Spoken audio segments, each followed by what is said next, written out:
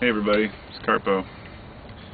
This is going to be one of my random rants, so I probably won't adhere to any particular subject during this video.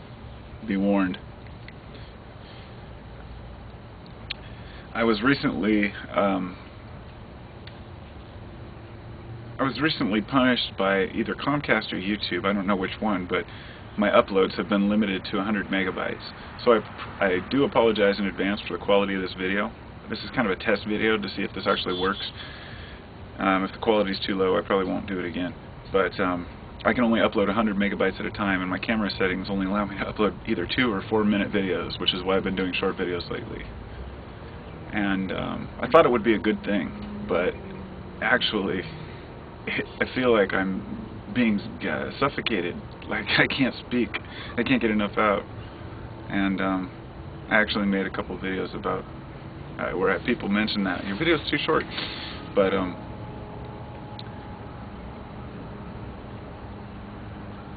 I've been thinking about some very interesting things lately, as I always do, but mostly I've been into this lecture that I've been listening to about theology, basically, but more than theology, the understanding behind why we develop belief systems. Because I find it to be utterly the most fascinating, I think, of all the subjects that I've been involved with and that I've been interested in. I think the most interesting one is theology. And hold on a sec. I just want to make sure it's recording, because I've had times where I made a whole video, it wasn't recorded. So this idea that behind religion there's a primal reason, that I will not cast religious people aside and just say your beliefs are based on absolutely nothing. What I do say is that many of the Bible teachings, or the way it's interpreted, are often based on nothing, other than the interpretation of what you're reading. The idea of theology or theosophy, the searching or the love of religion, and the idea of it predates these religions, which is what I'm saying. It's not necessarily a Christian or Muslim thing or Jewish thing. This is understanding the roots of where religion comes from and why people adhere to religion for so long. Because you cannot carry a system of belief very long without some sort of, you need confirmation to an extent. So the idea is to analyze ancient belief systems and see why they believed what they believed. Let me start out with an example. Because there are so many different angles of thoughts on this. There was a practice in Egypt where I can't remember which culture, where they would plant their seed of corn with a sardine, or a minnow, small fish. Now when a person looks at that, if a person were to look at that, say, during the time when it was happening, and try to say, why is this person doing this? They would say, well, it's to appease the gods, to make sure that my food grows well. A sacrifice, in a way. And a person may say, well, that's just a primal, ignorant, superstition that means nothing. Another line of thinking may be that it actually does please some sort of a god, and that it'll grow a better crop. But a down-to-earth, grounded way of looking at it would be the fish fertilizes the soil around the seed and allows it to flourish. None of these concepts can really be proven one way or another, but we do know that what I'm saying basically is that there are many different ways of looking at any one belief system and why it endures over time. And the very interesting thing about Christianity that I hear often is that Christianity was designed to keep the people enslaved, to keep the people quiet, to keep the people happy, saying, well, even though you're a slave in this life, it's okay, because as long as you're true and virtuous, you don't need anything, because in the next life you'll be rewarded. Now this way of thinking has a lot of ground to it, but at the same time, one has to realize that it didn't start out this way. In other words, those who say Christianity has been used to keep people down, they're correct. But those who say Christianity was invented to keep people down are incorrect, in my way of thinking, in my opinion. The very basis for why we create religion is and in fact the very word religion doesn't even have a definition.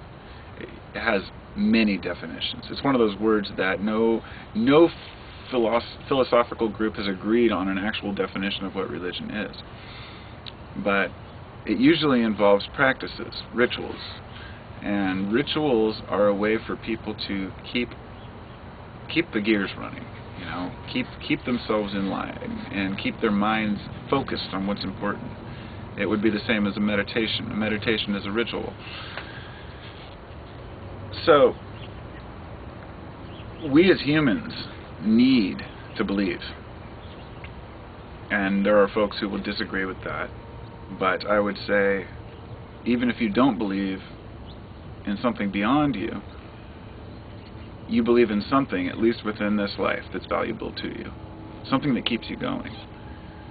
And in the times when people were suppressed, when people were oppressed, when people were poor and slaves, it was much easier to believe in a God that was partial to the meek. The meek shall inherit the earth. Naturally, it would be nice to say the meek shall inherit the earth, and that it's easier for a camel to walk through the eye of a needle than for a rich man to get into heaven. These types of passages in any religion would obviously have some sort of suspicion to them. You know, why would a person's wealth have anything to do whatsoever with why they enter heaven? It's pretty obvious to me why these things have been promoted for so long.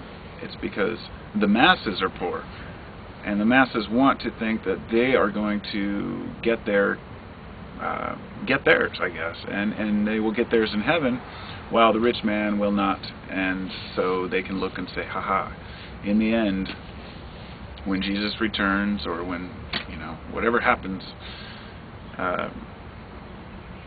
then they will be the ones who are rewarded for their mild behavior and their, I guess, their dedication to their religion. So the big question in this, in the end, is not, is religion true? The question is religion helping to move us forward? And my opinion is this resounding no. Absolutely not. Religion is not helping us to move forward. At one time, we may have been able to reconcile our differences and see that belief systems, even within Christianity, sects of Christianity, are based on the area where a person lives, the environment where a person is growing up, the circumstances which prevail within a society.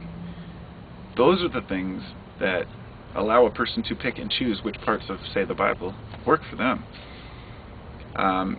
In an area where slavery is still strong, they may refer to the passages in the Bible about slaves obeying their masters, and even the cruelest of masters. And that's a biblical, slaves should always respect their masters and endure even the most, brutal of masters. The word master, to me, shows a general lack of regard for humanity, and that's why I'm vehemently opposed to many of these ideas that the Bible is inherently true.